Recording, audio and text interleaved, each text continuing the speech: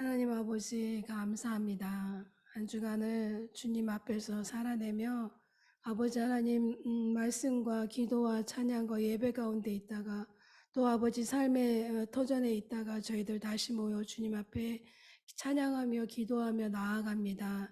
이 한 시간 아버지 하나님 말씀 가운데 우리 주 예수 그리스도께서 성령께서 말씀하여 주셔서 온전히 깨달을 수 있는 지혜와 능력을 더하여 주시옵소서. 감사합니다. 예수님 이름으로 기도드렸습니다. 아멘. 여러분 마태복음을 저희가 지금 큐티인으로 묵상하고 있지 않습니까?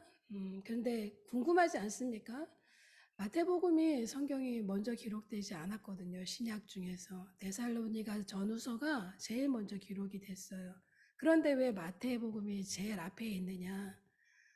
그것은 다름이 아니라 마태복음은 구약을 제일 많이 인용을 했어요. 예수님에 대해서 우리가 기다리던 메시아에 대해서 유대인들에게 증명하는 책이에요. 그래서 구약과 신약을 연결하는 책이다라고 아시면 되겠습니다. 129회나 이 마태복음 안에는 구약을 인용을 했습니다. 그래서 우리가 유대인들에게 왕으로 예수님이 오셨다라고 선포하는 성경이 마태복음이에요. 왕으로 오신 예수님, 유대인들에게 선포하는 겁니다. 그러나 유대인들은 여전히 지금도 믿지 않고 있습니다. 예수를 그냥 선지자 중에 한 사람으로 유대 그 사이트에 들어가 보면 유대인들은 그냥 선지자 중에 하나로 짧게 이렇게 소개는 하고 있습니다. 그래서 이 마태복음은 유대인들을 1차 독자라고 그래요. 1차 독자. 그리고 2차 독자는 우리들인 거죠. 그 왕으로 오신 메시아에 대해서 만나 보셨나요, 여러분? 우리가 마태복음을 계속 묵상하고 있는데 예수님이 왕이십니다라고 기록된 성경 구절을 각 구절 구절마다 여러분 찾으시는 우리 보물찾기 하듯이 말씀을 캐내는 저와 여러분 되길 바라겠습니다. 역사적으로도 그렇고 우리에게 있어서도 예수 그리스도의 이 부활 사건이야말로 하나님의 구원의 정말 구원의 계시인 것이라고 구원에 있어서 가장 중요한 것이 여러분 부활입니다. 이 부활인 거죠. 오늘 제가 일부러 십자가에 목걸이를 하고 왔는데요. 죽으시고 다시 사신 예수 그리스도. 여러분 이 두 가지가 빠진 것은 우리가 신앙에서 핵심이 없어지는 신앙인 줄 믿습니다.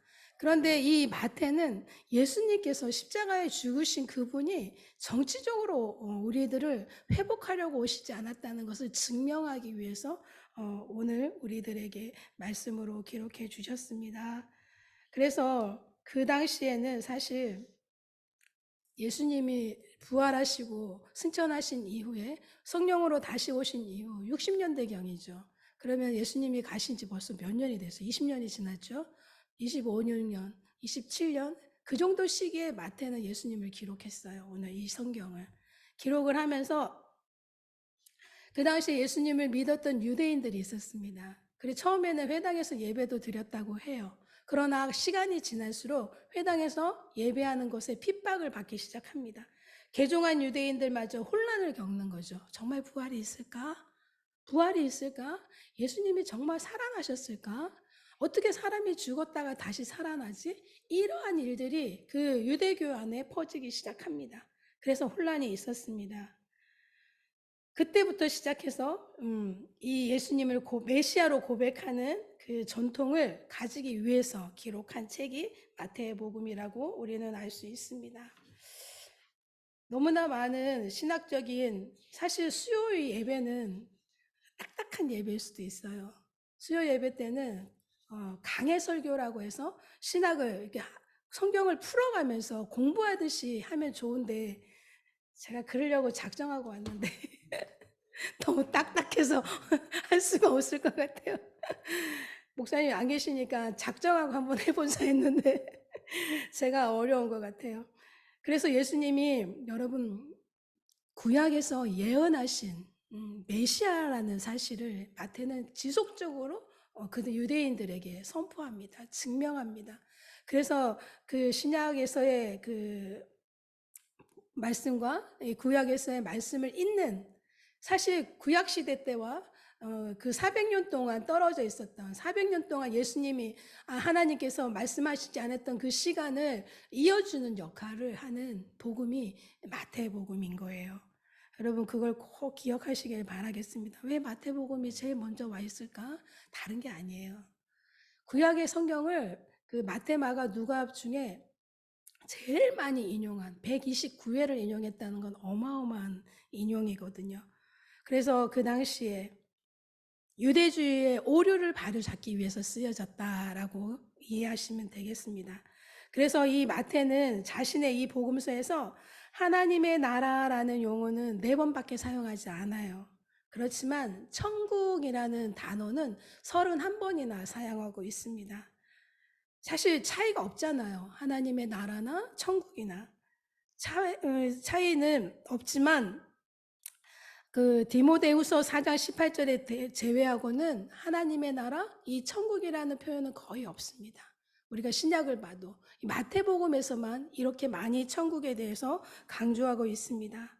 이것은 왜냐하면 유대인들이 하나님의 나라라는 그 자체를 인용하지 않은 이유는 유대인들은 하나님 한자도 입에 담기 어려워했었어요. 거룩하신 존엄하신 하나님이라고 해서 그냥 아도나이 정도? 아버지 하나님, 주인 되신 하나님, 여호와 하나님이라는 이름을 부르지도 못했어요. 그냥 아도나이라고 불렀습니다. 그래서 천국이라는 용어를 더 많이 사용했던 것 같아요. 그래서 여기까지는 서론입니다. 서론이고 오늘 부활하신 예수 그리스도, 또 부활하신 하나님에 대해서 논해야 되는데, 사실 오늘 말씀해 보면 사두개인들이 등장하지 않습니까? 오늘 새벽에도 이 본문을 가지고 미창교 전우사님이 설교했습니다마는, 사두개인들이 과연 누구냐? 그럼 여러분, 사두개인들이 누굴까요? 바리새인들은 또 누굴까요? 사두개인들은 예수님이 나시기 이전, 한 BC 2세기 이전, 한 200년 전부터, 주전 200년 전부터 예수님이 부활하신 이후 70년경 그 전쟁이 일어나기 전까지 존재했던 인물들이에요. 누구냐면 이들은 다윗 시대 때 사독의 그 제사장 가문으로부터 전통적으로 이어져 내려온 그들이라고 우리는 기록하고 있습니다. 그래서 그냥 유대주의 한 집단 정도라고 우리는 생각하죠. 그러나 사실 사두개인들은 성경을 보면 귀족이었습니다.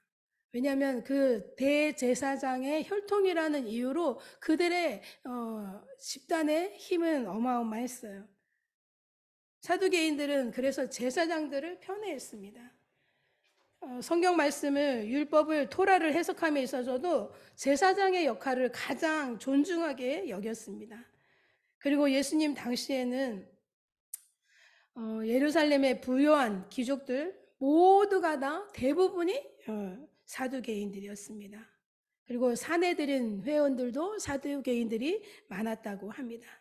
그래서 이들은 헤롯 공이나 또는 로마의 그 집정관들과 연합해서 정치적으로 아주 큰 권력을 가진 집단들이 사두개인들이었어요. 그래서 그들은 그 권력층에서는 힘을 가지고 있었으나 백성들과는 사실 직접적인 영향력을 끼치지 못했습니다. 유대인들하고는 만날 일이 별로 없는 거죠. 사실 백성들을 지배한 이들은 누구냐면 바리새인들이었어요. 회당에서 직접 그들을 가르쳤던 바리새인들이었습니다.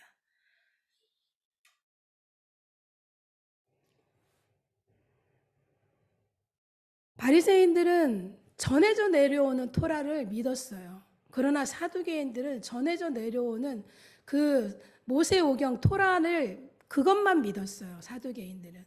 그러나 바리새인들은 구전적으로 내려오는 그 전승에 의해서 2000년 동안 내려왔던, 아브라함 때부터 내려왔던 그 말씀, 모세 때부터 내려왔던 말씀들을 전해서 구전적으로 기록한 성경들이 있었는데, 그 전승에 의한 구전 전승이라고 하지만 그런 것들을 믿었던, 구전 전승이라고 하지만 구전 전성인 토라, 그걸 믿었던 이들은 바리새인들이었어요. 그래서 그들은 영생도 믿었고 그들은 부활도 믿었습니다. 그러나 사두개인들은 오로지 토라만 믿었어요. 그래서 부활을 믿지 못했던 거죠. 사두개인들은 그래서 미래의 부활에서는 그 천사에 대해서도 믿지 않았죠. 영적인 그 존재 자체를 믿지 않았습니다. 오늘날에도 이런 이들이 있어요. 이분법으로 생각해서 믿지 않는 일들도 있다고 믿습니다. 요한은 이렇게 말씀하셨어요. 세례받으러 나오는 그들을 향해서 세례 요한은 독사의 자식이라고. 세례받을 때는 사두개인들과 바리새인들은 요한에게 달려갔습니다. 그들을 향해서 독사의 자식이라고 했던 그들. 이것을 보면 이들은 어떤 때는 바리새인들과 세리들은 사두개인들은 나쁜 그들의 입장에서 좋은 것을 취하려고 할 때는 연합을 하고 그들의 입장에서 나쁜 것은 절대로 연합하지 않았습니다. 성경에 바리새인들은 기록되어 있어요. 사도행전 15장 5절에도 사도 바울이 그랬어요. 바리새파임에도 이방인에게 할례를 행하고 모세의 율법을 지키는 자라고. 그리고 자신은 율법으로는 바리새파라고. 그러나 이 사두개인들은 어느 순간 모두 사라져 버립니다. 기독교 사두개인이라고는 없습니다. 성경에 어디를 찾아봐도. 예수님의 부활에 대해서 그들이 믿지 않았기 때문에 어느 순간 사라져 버린 거죠. 오늘 말씀은 예수 그리스도와 이 사두개인들 간의 부활에 대한 논쟁이잖아요. 하나님께서 부활의 하나님이심을 나눠보고자 하는 부활의 하나님이시라는 것을 말씀하고 있습니다. 그런데 예수님께서는 그들을 향해서 뭐라고 말씀하시냐면 성경에 대해서 알지 못한다. 성경에 대해서 잘 알지 못한다. 그리고 하나님의 능력에 대해서도 알지 못하고 오해했다라고 그들의 잘못 알고 있는 것, 알지 못하는 것에 대해서 꾸짖고 계십니다. 여러분 혹여라도 저와 여러분이 말씀을 볼 때, 말씀을 이해할 때, 깨달을 때 하나님의 뜻이 아닌 내 뜻대로 믿을 때가 혹시 있지 않습니까? 여러분 이거 얼마나 두려운지 모르는 일입니다. 성경의 앞뒤 맥락 없이 문자로만 이해하고 문자만 가지고 들이대는 이들이 얼마나 많은지요. 오늘날 지금 여러분들 아시겠지만 정명석이라는 그리고 아가동산이라는 우리가 저는 아가동산이 아직도 존재하는 줄 몰랐어요. 세상에 아직도 아가동산이 존재하는구나. 그 30년 전에 그들이 지금은 더 커진 형태로 그들은 존재하는 것 같아요. 하나님의 능력에 대해서 알지 못하는 이들이 얼마나 악해질 수 있는지 정말 너무나 안타까운 일이 아닐 수도 없습니다. 부활 때 결혼도 없고 천사들과 같이 된다고 하심으로써 우리들에게 부활 후에 생활이 얼마나 달라질 것인지 오늘 말씀을 해 주십니다. 여러분, 성경 말씀은 지식이지만 그걸 증명할 수는 없는 거예요, 여러분. 어느 순간 어떤 이들이 하나님의 존재에 대해서 증명을 하기를 원해요. 여러분, 하나님의 존재나 이 부활은 우리가 증명하는 일이 아닌 줄 믿습니다. 믿음으로 믿는 사실인 줄 믿습니다. 이게 빠지기 시작하면 성경에서 그것을 찾고자 들이대면 그들은 함정에 빠지는 경우가 있습니다. 여러분, 저와 여러분은 성경의 권위를 믿고 여기에 게시된 말씀을 믿어야 되는 줄 믿습니다. 그래서 성경의 권위를 거부하는 사람들은 하나님의 뜻이나 하나님의 계획 그리고 하나님의 섭리를 이해할 수 없는 거죠. 여러분 하나님의 섭리 이것이 얼마나 오늘날에 저와 여러분들이 이해할 수 있는지 공감할 수 있는지요. 이 하나님의 섭리는 저와 여러분이 결코 잊어서는 안 되고 우리가 놓쳐서도 안 되는 줄 믿습니다. 하나님의 섭리란 저와 여러분, 용서받지 못하는 저와 여러분을 용서해 주시고 구원해 주신 사실입니다. 이것을 믿으시길 바라겠습니다. 하나님은 우리가 상상할 수 없을 만큼 크고 위대하신 분인 줄 믿습니다. 여러분 우리가 하나님에 대해서 성경에 국한되면 안 될 것 같아요. 이 성경 문자 안에 우리가 하나님을 가둬둬서도 안 될 줄 믿습니다. 하나님이 크시고 하나님은 위대하시고 하나님은 무소부재하시고 전지전능하시다는 사실을 저와 여러분 믿으시길 바라겠습니다.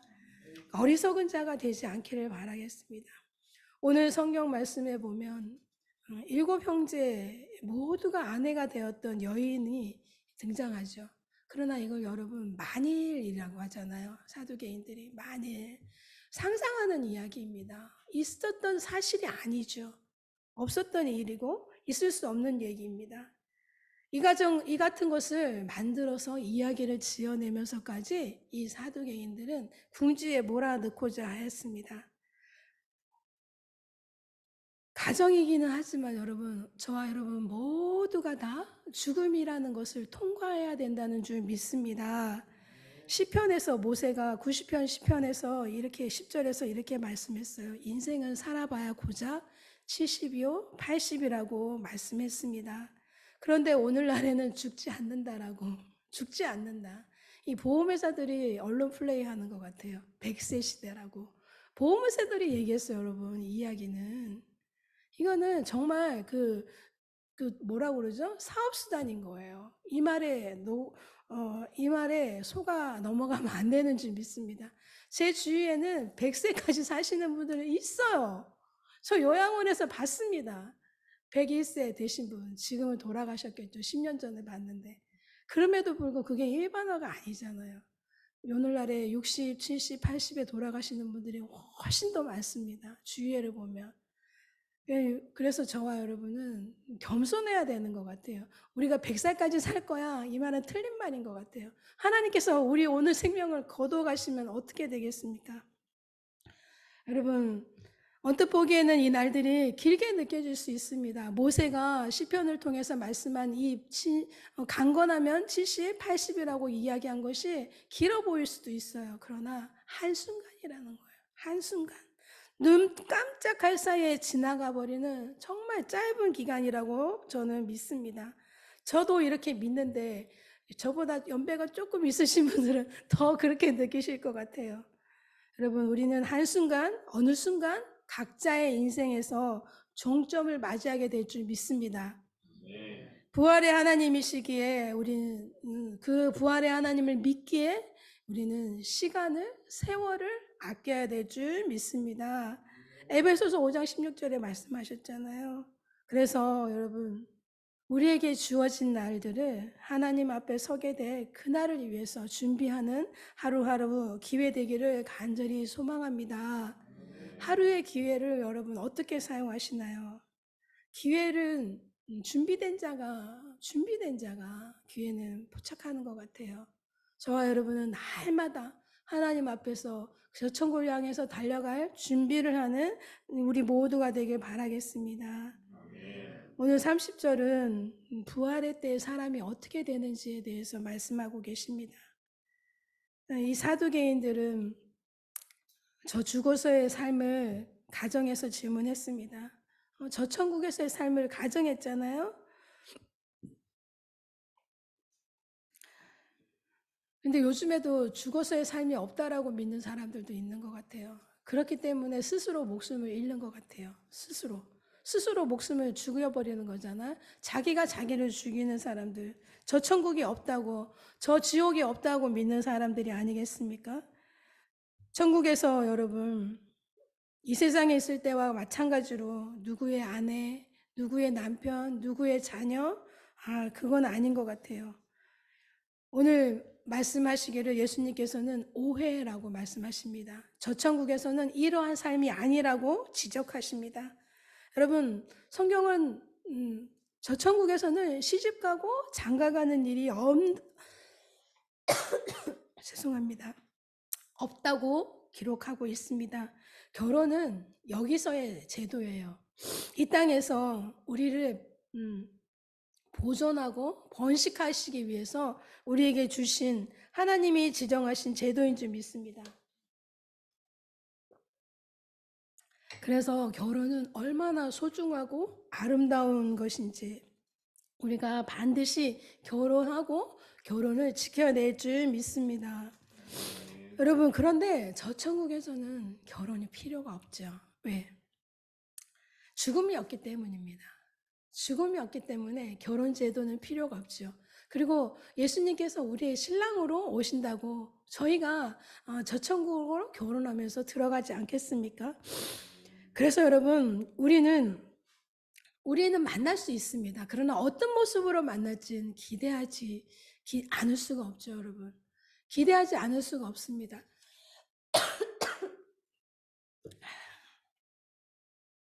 천국에서는 누구의 남편, 누구의 아내는 더 이상 아니죠. 부활의 몸을 입은 사람들은 이 세상의 관계와 전혀 상관없이 저 천국에서는 가장 복되고 가장 이상적인 예수님과의 만남을 가지게 될 줄 믿습니다. 아멘. 여러분 이 사실을 믿으시길 바라겠습니다. 근데 그때가 언제인지, 그때가 언제일까요? 여러분, 그때가 언제일까?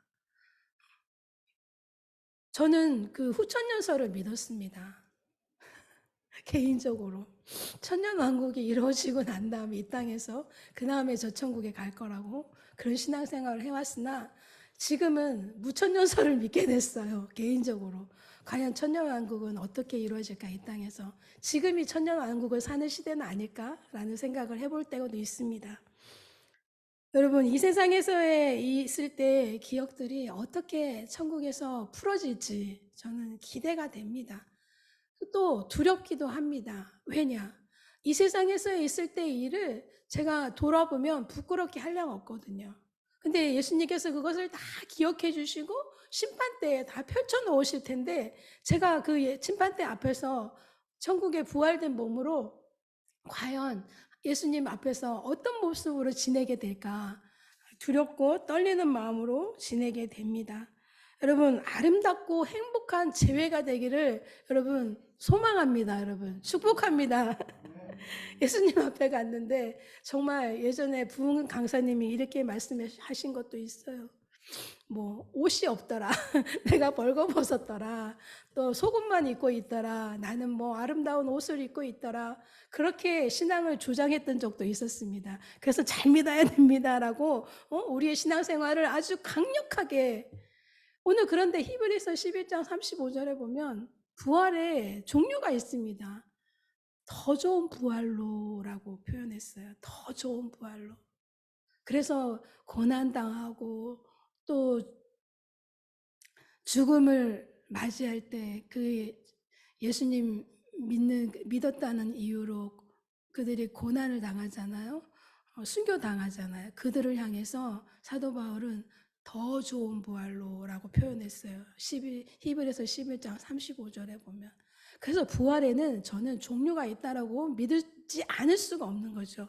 여러분 우리의 부활이 과연 어떤 부활로 하나님 앞에 다가가게 될지 여러분 우리의 신앙생활을 조금 더 돌이켜보는 저와 여러분 되기를 간절히 소망하겠습니다. 사도 바울은 그리고 오늘 말씀에 보면 예수님께서는 부활 때에는 30절에 보면 천사들보다 더 영광스러운 존재가 될 것이다 라고 말씀합니다. 하늘에 있는 천사들과 같이 될 거라고 말씀하시죠. 여러분 천사들은 그 시편 8편 5절에 보면 하나님께서 그들을 하나님보다 조금 못하게 하시고 영화와 존귀로 관을 씌우셨나니 라고 말씀합니다. 천사들이 세상에 하나님보다 조금 못하게 하셨대요. 그럼 여러분 저와 여러분은 천사들보다 못한 존재인가? 아니요. 성경에는 저희들을 창세기에 보면 하나님의 형상으로 지으셨다라고 말씀하신 줄 믿습니다. 창세기 1장 28절에 저와 여러분을 하나님의 형상으로 지으셨다고 했어요. 저희가 저 천국에서는 하나님의 형상으로 부활하게 될 줄 믿습니다. 그 부활의 하나님을 믿는 저와 여러분 되길 바라겠습니다. 얼마나 영광스러운 일인가? 얼마나 영광스러운 일인가요? 부활 때 전사와 같이 되리라고 하신 이 말씀의 의미는 우리의 우리 삶의 양식이 천사들과 같이 되는 게 아니라 이 세상의 법칙에 따르지 않는다라는 말씀입니다. 저 천국에서는. 하늘의 새로운 법칙의 지배를 받게 될 것이라는 말씀인 줄 믿습니다. 여러분, 천사들보다 더 영광스러운 존재라고 말씀하시잖아요. 그런데 오늘날에는 천사들을 얼마나 숭배하는지 모릅니다. 오늘날 TV에 나오는 천사는, 그 날개 2개 달린 천사는 진짜 천사가 아닌 거 아시죠? 이사야서에 보면 천사는 날개가 몇 개라고 나와 있냐면 6개예요. 세 쌍인 거죠, 날개가. 한 쌍으로는 눈을 가리고, 한 쌍으로는 날고, 한 쌍으로는 뒤로 다니면서, 그분을 향해서 찬양하면서. 여러분, 그런 모습으로 있는 천사들을 상상해 보셨나요? 그런데 그들과 다르다는 거죠, 저희들은. 우리가 숭배하는 그들과 다른 거예요. 날아다녀서 그런가? 거기에 보면 날아다니잖아요. 공간을 지배하잖아요. 여러분, 우리가 부활 때의 몸은 예수님의 몸과 동일한 줄 믿습니다. 육신은 가졌으나 공간을 이동할 수 있는, 형체는 있으나 만질 수는 없는. 빌립보서 3장 21절에 보면 만물을 자기에게 복종케 하실 수 있는,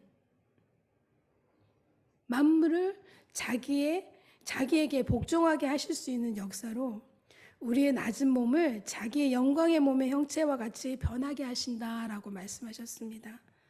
어렵죠. 어려워요. 부활하신 예수님, 부활하신 하나님은 이렇게 저 천국에서는 우리가 상상할 수 없는 몸으로 우리가 만나게 될 줄 믿습니다. 그러나 여러분, 부활의 하나님이 천국에만 계시는가? 부활의 하나님은 저와 여러분 사이에 지금도 성령으로 함께 하시는 줄 믿습니다. 부활의 하나님에 대해서 논문으로 우리가 이야기하고 할 수도 있습니다. 부활의 하나님은 여러분, 저와 여러분 가운데 어제나 지금이나 태초부터 지금까지 함께 하시는 줄 믿습니다. 여러분, 성령 하나님이 부활의 하나님이 아니겠습니까? 보혜사 성령께서 저와 여러분이 가는 곳마다, 우리가 모이는 곳마다 우리가 함께 하신다고 말씀하셨습니다. 부활 때 우리가 하나님의 후사가 된다는 데서는 로마서 8장 17절을 볼까요? 우리 한번 찾아보겠습니다. 로마서 8장 17절을 우리 다 같이 찾아보겠습니다.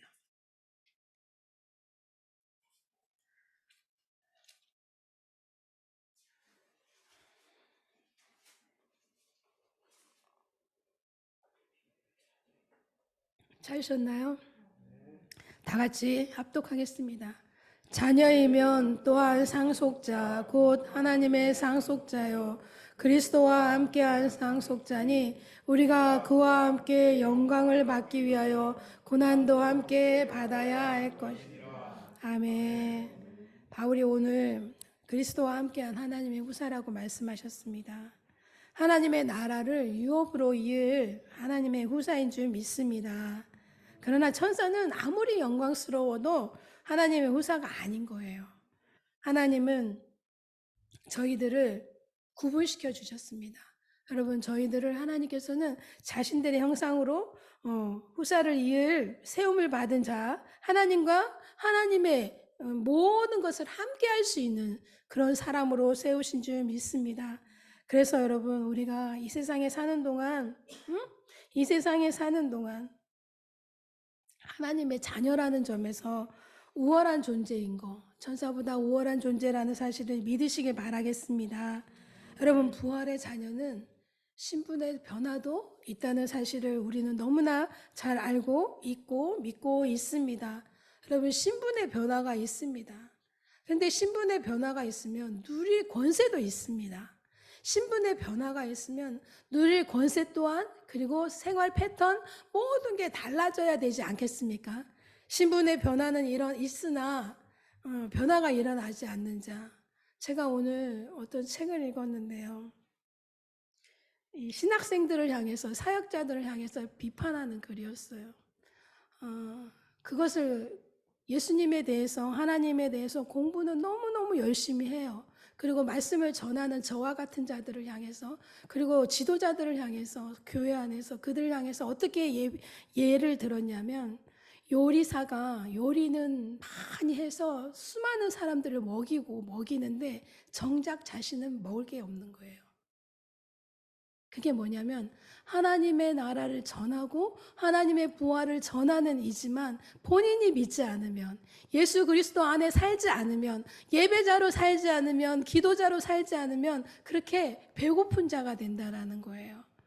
저와 여러분 모두에게 해당하는 말씀인 줄 믿습니다.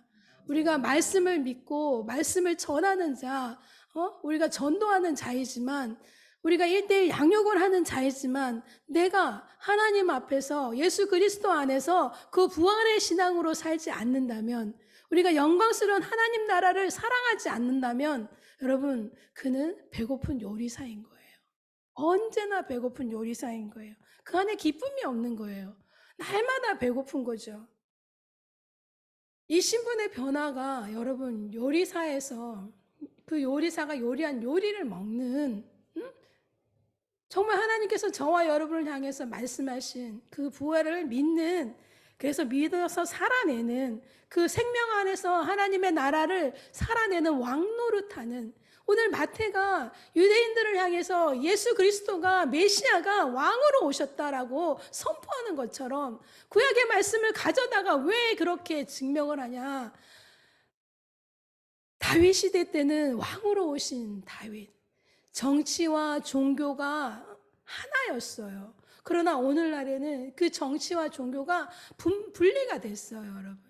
그래서 종교인들이 정치를 할 수 없는 세상인 거예요. 이게 통합이 안 되는 거죠. 저 천국은 여러분 하나가 될 줄 믿습니다. 우리가 이 영적으로 이 세상에서 왕으로 오신 예수 그리스도를 믿으며 살아내야 한다라고 오늘 마태는 전하는 겁니다. 우리 안에 왕으로 오신 예수 그리스도가 왕노릇하는 저와 여러분 되길 바라겠습니다. 여러분 신분의 변화는 다른 게 아니에요. 나의 주인이 왕이신 하나님이시다. 나의 주인이 내가 그 하나님의 자녀다라고 우리가 선포하며 믿으며 사는 줄 믿습니다.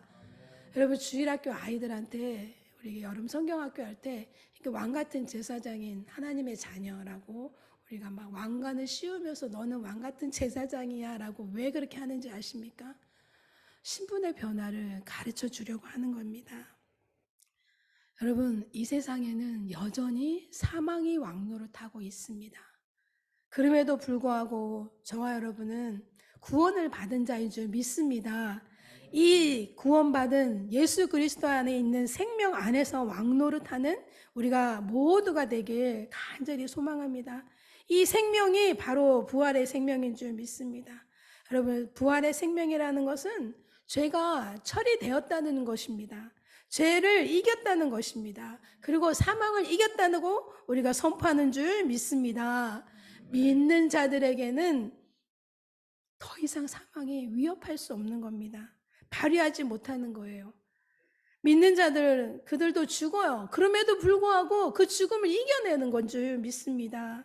여러분, 아무리 우리의 모든 것을 다 빼앗아 버리더라도 저와 여러분은 그 생명 되신 예수 그리스도 안에서 다시 살아나게 될 줄 믿습니다. 믿는 자들이 하나님에게 있어서 부여한 것이 있는데 그건 뭐냐면 죽음을 빼앗지 못한다는 거예요. 생명을 빼앗지 못한다는 거예요. 우리가 아무리 두려워도 오히려 환영하는 거죠. 사실 예수 믿는 자들은 죽음을 환영했어요. 며칠 전에 그 3.1절이었기 때문에 요즘에 그 서대문 형무소와 관련된 다큐가 많더라고요. 그리고 거기에 대해서 믿는 이들이 그곳에서 얼마나 순환을 겪었는지 상상할 수 없는 일들을 겪었잖아요. 고문이라는 것으로. 그들은 예수 믿는 이들이었는데 대부분이 죽음을 환영했어요. 죽음에 대해서 두려워하지 않았습니다. 이 시대에 예수님 당시에도 돌아가신 이후에 부활하신 이후에도 신약 초대 교회에서도 이 죽음을 두려워하지 않았습니다. 오히려 영원히 살 것에 대한 그들은 부활하신 예수 그리스도 안에서 영원히 살 것에 대해서 자신의 삶들을 투자했어요. 투자라는 말이 신약 시대의 그 초대교회에 어울리지 않지만 그들은 모든 시간을, 모든 에너지를, 모든 가진 것들을 영원히 살 것에 대해서 다 바쳤어요, 여러분. 우리 사도행전을 통해서 알지 않습니까? 모든 것 가진 것을 다 바치면서 모여서 기도하고 굶주린 이들을 먹이고,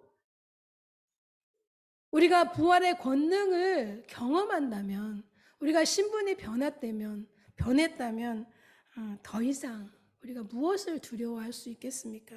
무엇이 두려우신가요, 여러분? 부활의 하나님이 저와 여러분의 하나님인데 무엇이 어떻게 해서 우리의 삶을 피폐하게 만드는지, 왜 우리는 우울한지, 왜 우울하냐? 그것은 자기에게 집중했기 때문이에요. 우울한 사람들을 보면 100이면 100 누구에게 집중하느냐?